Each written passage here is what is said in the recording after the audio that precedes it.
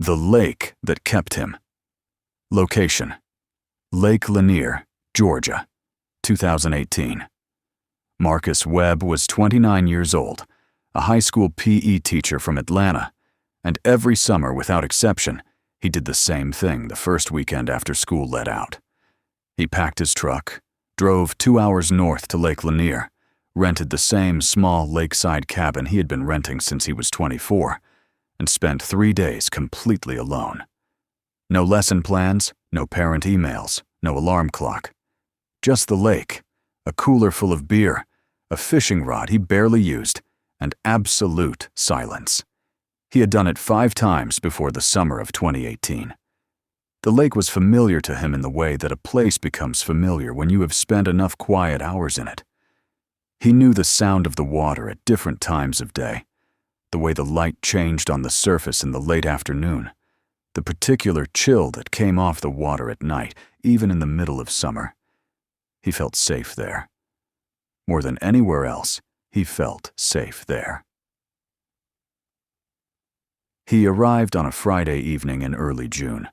The cabin was exactly as he remembered, a one-room structure with a small porch that sat about 30 feet from the water's edge. He unpacked his cooler, changed into shorts, sat on the porch with a beer, and watched the sun go down over the water. A few other boats were visible in the distance. A family was loading up a pontoon at the public dock further down the shore. Normal summer evening on a Georgia lake. He ate dinner sandwiches he had packed and sat on the porch until well after dark, listening to the water. He went to bed around 11 p.m. and fell asleep to the sound of frogs and the soft movement of water against the dock. He woke up at 2:40 a.m. He did not know at first what had woken him. He lay still in the dark and listened. The frogs were still going. The water was still moving. Everything sounded normal. He checked his phone 2:40 a.m. and closed his eyes. Then he heard it. Someone was on his dock. The dock was a small wooden structure 4 planks wide, maybe 15 feet long, that extended from the bank directly in front of the cabin. He had sat on it that evening. He knew its sound, the specific creak it made when weight was placed on the older boards near the end. He heard that creak now, clearly, through the open window beside his bed. He lay still. He told himself it was an animal, a large bird landing on the railing, a raccoon making its way to the water. He had heard animals on the dock before. He waited for the sound to stop. Instead, it continued, slow, irregular, back and forth, the particular sound of someone walking the length of the dock and back. Not the quick, light movement of an animal. The weight and pace of a person walking slowly, deliberately, on wooden boards at 2:40 in the morning. Marcus sat up in bed. He grabbed his phone and turned on the flashlight app. He went to the window and angled the light toward the dock. The beam was not strong enough to reach clearly. He could see the dock extending out into the dark, but the far end was just shadow. He watched. The sound had stopped when he got up. Nothing was visible. He stood at the window for 5 minutes. Nothing moved. The frogs kept going. The water kept moving. He told himself he had been dreaming that the sound had been part of whatever dream he couldn't remember, and he had woken mid-sound and confused it with reality. He went back to bed. He lay there with his eyes open in the dark. The sound started again 20 minutes later. This time, he got up fast. He went to the front door of the cabin, not the window, unlocked it, and opened it, and stepped out onto the porch in the dark with his phone flashlight on. The dock was empty. He walked to the edge of the bank and shone the light down the dock. Empty. He shone it across the water in both directions. Nothing. He stood there for a while listening. The frogs were quiet now. The full silence that means something nearby has disturbed them, and the only sound was the water. He went back inside and locked the door. He did not sleep for the rest of that night. When the sky began to lighten at around 5:30 a.m., he made coffee on the small camp stove and sat on the porch and watched the lake come back to daylight and told himself the following night would be fine. The following night was not fine. He woke at 3:10 a.m. to the dock sound again, but this time it was accompanied by something else. Humming. A low, tuneless humming coming from the direction of the dock, close enough to hear through the open window, but not close enough to identify. He grabbed his phone and called 911 immediately. He did not go to the window. He sat on the bed with his back against the wall and the lamp on and told the dispatcher there was someone on his property at the water's edge. The dispatcher stayed on the line with him. He heard the humming for approximately 6 more minutes before it stopped. A police cruiser arrived 14 minutes after his call. He could see the headlights coming down the access road from the highway. 2 officers searched the property with flashlights, checked the dock and the surrounding tree line, and found nothing. One of the officers, a younger woman named Deputy Alcott, came back to the cabin and asked him some questions. Had he seen anyone during the day? Had he spoken to anyone? Had he noticed anything unusual when he arrived? He said no to all of it. Then he thought of something and said, actually, yes. When he had arrived Friday evening and gone to the water, he had noticed something on the dock that he had assumed was left by a previous renter. A small, flat stone sitting in the center of the dock. He had kicked it into the water without thinking. Deputy Alcott looked at him for a moment without speaking. Then she asked him to describe the stone. He said it was about the size of his palm, flat, dark gray. It had something scratched on it. He hadn't looked closely. He had just kicked it away. The deputy went back outside with her flashlight. She spent about 10 minutes on the dock and in the surrounding area. When she came back, she had a sealed evidence bag in her hand. Inside it was a flat, dark gray stone about the size of a palm. She had found it in the shallow water at the edge of the dock. She held it up in the lamplight so he could see the surface through the bag. Scratched into it, rough and shallow, were the letters mine. Marcus checked out of the cabin at 6 a.m. that morning. He has not been back to Lake Lanier since. He rents a beach house with 3 other couples every summer. Now, never alone, never near fresh water at night. He told this story at a dinner party 2 years after it happened. One of the guests, a man who grew up near Lake Lanier, went very quiet when Marcus described the stone. After dinner, the man told him privately that Lake Lanier had a history, that the lake had been created by flooding a valley in the 1950s, and that several communities, including a number of homes and a church, were still submerged under the water. He said locals had always told stories about the lake, about things that moved in it, about sounds at night on the water that had no source, about the idea, old, persistent, impossible to trace to any single origin, that the lake had a memory of what was taken from it. Marcus is a science teacher by training. He does not believe in that kind of thing, but he still does not go near fresh water at night. And he has never been able to fully explain to himself why someone or something would scratch the word mine into a stone and leave it on his dock. The neighborhood pool. Location: Subdivision Community Pool, Chandler, Arizona, 2020. Sarah and Tom Greer had moved to their subdivision in Chandler, Arizona in the spring of 2020, right as the pandemic lockdowns were beginning to ease. The neighborhood was a planned community uniform, tan houses, identical landscaping, a HOA newsletter, and a community pool that opened on Memorial Day weekend and closed after Labor Day.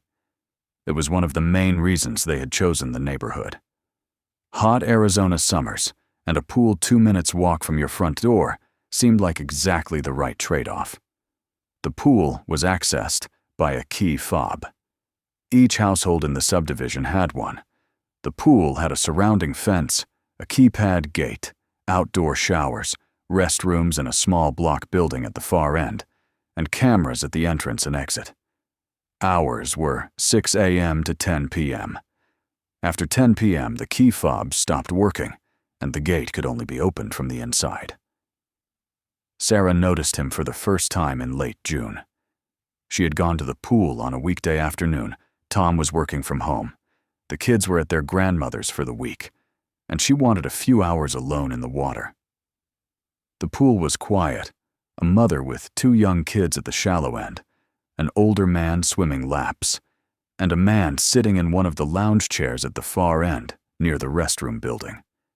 She set up her towel and book and got in the water. After a while, she noticed that the man in the lounge chair hadn't moved. Not unusual people sat at pools, but he was not in a swimsuit. He was wearing jeans and a plain gray t-shirt, and he was sitting in the chair in the full Arizona sun in the middle of the afternoon in jeans, and he was watching the pool. Sarah got out after an hour and left. She thought about the man in jeans briefly on the walk home, and then forgot about it. She saw him again 3 days later. Same chair, same jeans, same gray shirt, same stillness, same watching. This time, the pool had more people in it, a group of teenagers, a couple of older women, a few kids. The man in the chair did not interact with any of them. He sat and watched. She mentioned it to Tom that evening. Tom said he would come to the pool with her next time and take a look. They went together that Saturday afternoon. The man was there. Tom looked at him for a while, and then walked over and said hello. The man looked up. Tom asked him if he lived in the neighborhood. The man said he was visiting a friend. Tom asked who. The man gave a name. Tom didn't recognize it, but the neighborhood had over 200 houses. Tom came back to where Sarah was sitting and said he seemed fine, probably just a guest. But guests in the subdivision were required to be accompanied by a resident. The man was alone. Sarah started keeping a log. She noted the dates and times she saw him at the pool. Over the following 3 weeks, she recorded 14 separate appearances. Always the same chair, always the jeans and gray shirt, always alone, always watching. She took the log to the HOA management office and reported what she had observed. The HOA manager, a brisk woman named Patricia, reviewed Sarah's log and said she would look into it. She pulled the key fob entry records for the pool gate. Someone was entering the pool every day between the hours of 3 p.m. and 6 p.m. using a fob registered to a house on Cactus Wren Drive, a house whose owners, Patricia checked her records, had been on an extended trip since early June. Someone was using their key fob. Either they had loaned it to someone, or it had been copied or taken. Patricia called the owners of the Cactus Wren Drive house. They confirmed they had not loaned their fob to anyone and had not given anyone permission to use their pool access. The HOA deactivated the fob and installed a notification system on all remaining fobs that would send an alert to the management office when any fob was used after hours after the 10 p.m. cutoff. They reviewed the after-hours entry log and found that the same fob had been used to enter the pool at 11 p.m., midnight, or later on 9 separate occasions over the past 6 weeks. Sarah thought about the pool at midnight. She thought about the cameras at the gate entrance and exit only, not inside the pool area itself. She thought about what the pool area looked like at midnight in the summer, the lights that ran along the bottom of the pool, the underwater glow they cast up into the darkness, the sound of water. She thought about someone sitting in that lounge chair at midnight, watching that empty glowing water. She thought about who would do that, and why. The HOA reviewed the footage from the entrance camera covering the late-night entries.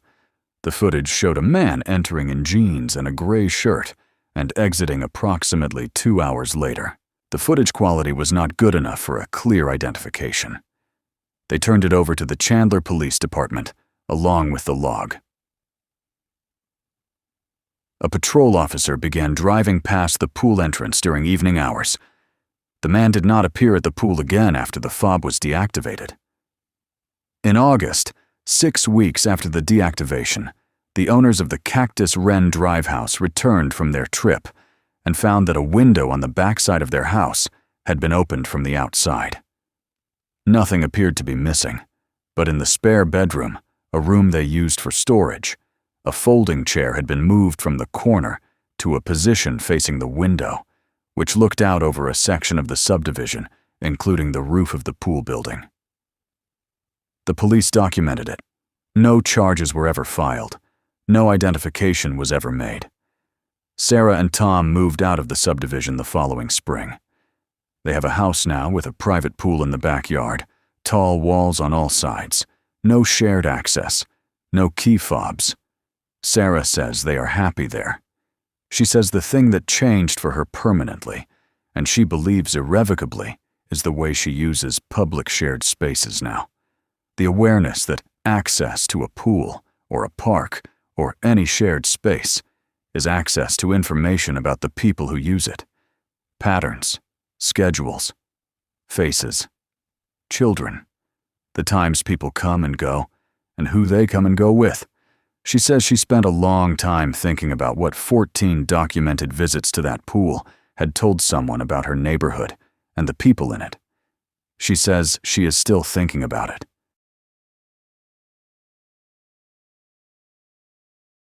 The campground host who wasn't supposed to be there. Location: Ocala National Forest. Campground, Florida, 2022.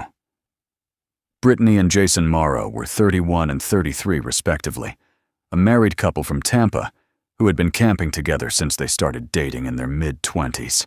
They were experienced enough that they preferred dispersed camping to developed campgrounds. They liked the privacy, the quiet, the feeling of actual wilderness rather than a parking lot with trees. But in the summer of 2022, they had decided to try a developed campground in the Ocala National Forest. For the first time, their friends, the Hendersons, had raved about it. They had a specific site reserved, and the campground had a lake for swimming, which was the main draw given that it was Florida in July. They arrived on a Thursday afternoon. The campground was about half full. They found their reserved site easily, set up their tent, and by late afternoon were at the lake with cold drinks and their feet in the water.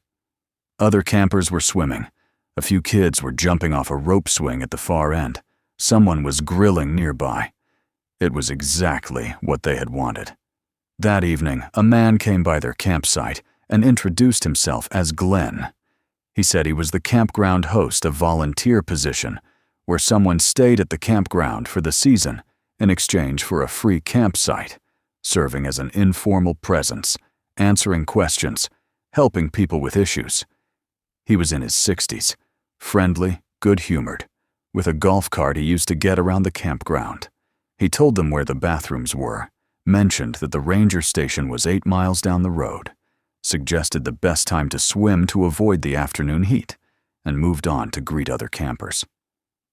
Normal, helpful, exactly what a campground host was supposed to be. Friday was a perfect day. They swam, they hiked a short trail, they made dinner over the fire, they sat under stars so clear and thick that Brittany spent a long time just lying on the picnic table looking up. A few of their neighboring campers had come over for a while, and they had all talked and laughed around the fire.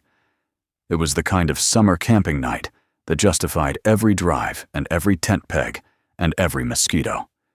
They were in their tent by 11 p.m., asleep quickly, content.